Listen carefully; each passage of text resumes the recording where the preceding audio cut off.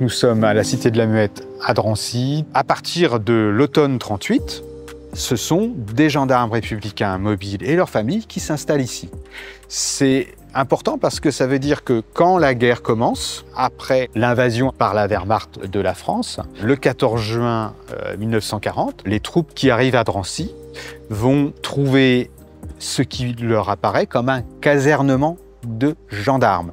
Ils s'y installent et puis ils voient l'immeuble U et ils se disent que ce bâtiment donc inachevé disponible ferait un excellent camp de prisonniers de guerre. Et puis, à partir de juillet 1941, la décision est prise d'en faire le camp des Juifs de la région parisienne, avec une rafle qui est programmée à partir du 20 août 1941, avec plus de 4000 et quelques personnes internées, des Juifs étrangers et français, que des hommes, dans un contexte assez particulier. La guerre a changé d'échelle avec l'entrée en guerre de l'URSS et donc le Parti communiste clandestin va entrer aussi massivement en résistance et le camp de Drancy est beaucoup plus envisagé comme un camp de représailles contre ce que les Allemands appellent les menées judéo-bolcheviques. Et on va avoir cette action répressive qui n'est pas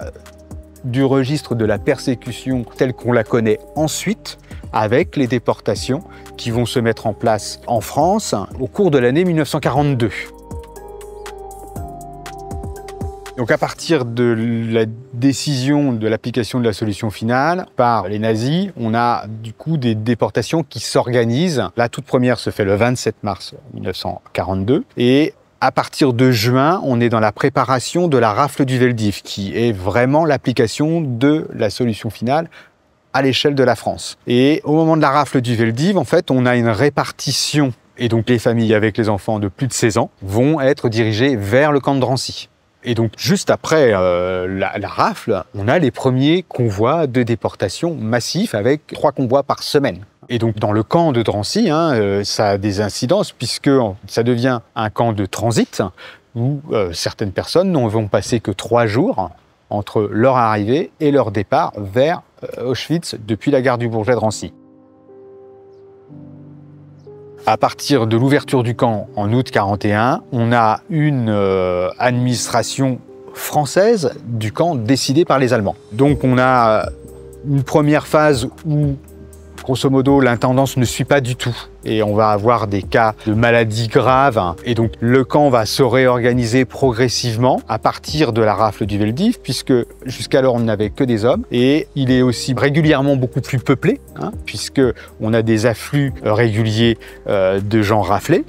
Et il faut organiser le camp dans sa vie quotidienne. Donc on a des grandes chambrées où ont été finalement installés dès le départ des lits à étages jusqu'à 3 étages. On a à l'intérieur de la cour des grands lavabos, parce qu'il n'y a quasiment aucune hygiène prévue. Et puis la baraque de fouilles, parce que quand les gens arrivent, ils remplissent un certain nombre de papiers et sont dépossédés de tout ce qu'ils ont sur eux. Et on a aussi toute une partie centrale qui va servir à l'organisation des départs en déportation. Et ensuite, les gens sont acheminés à la gare du Bourget-Drancy, où là, ils intègrent un convoi de marchandises et ils partent vers Auschwitz-Birkenau pour la plupart des convois.